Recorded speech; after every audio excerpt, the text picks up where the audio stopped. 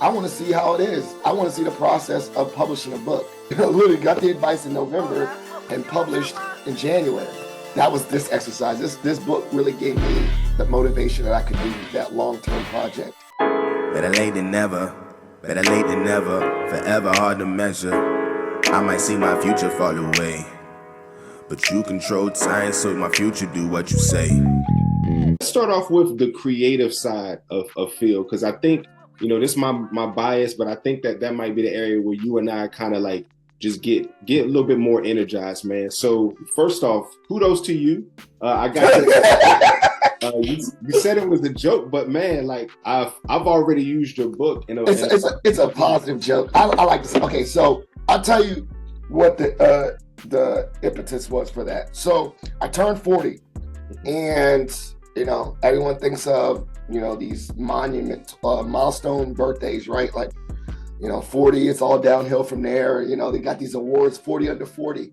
So I was like, well, I wanted to think of celebrating this milestone and getting advice for my network. So I was like, hey, if you got any advice for me when I'm turning 40, put it into this Google form.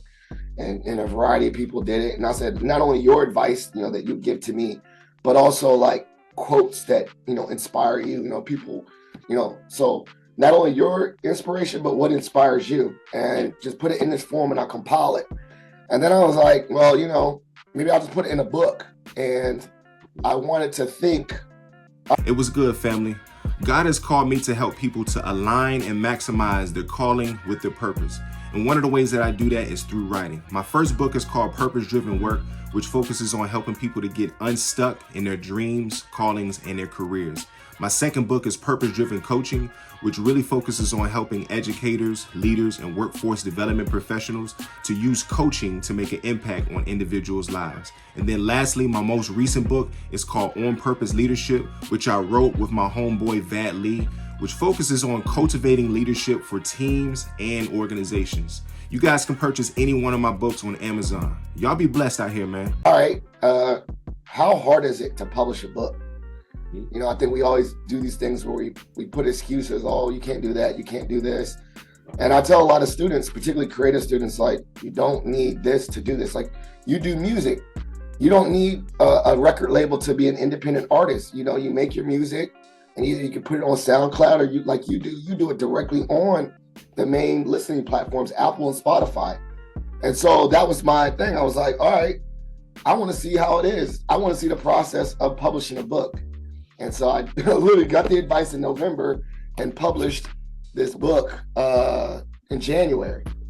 Now, I will tell the listeners, it's a great little book, not trying to sell it, but I do have an idea now that I went through this process that now, and we talked about this, remember, it's like you said one day you're gonna write a book, but I was like, okay, now that I went through this process, and this was kind of like learned by experience, I want to publish, and I call it my real book, which has been this idea in my head for like 5 years, and it's called The Tale of Two Virginias.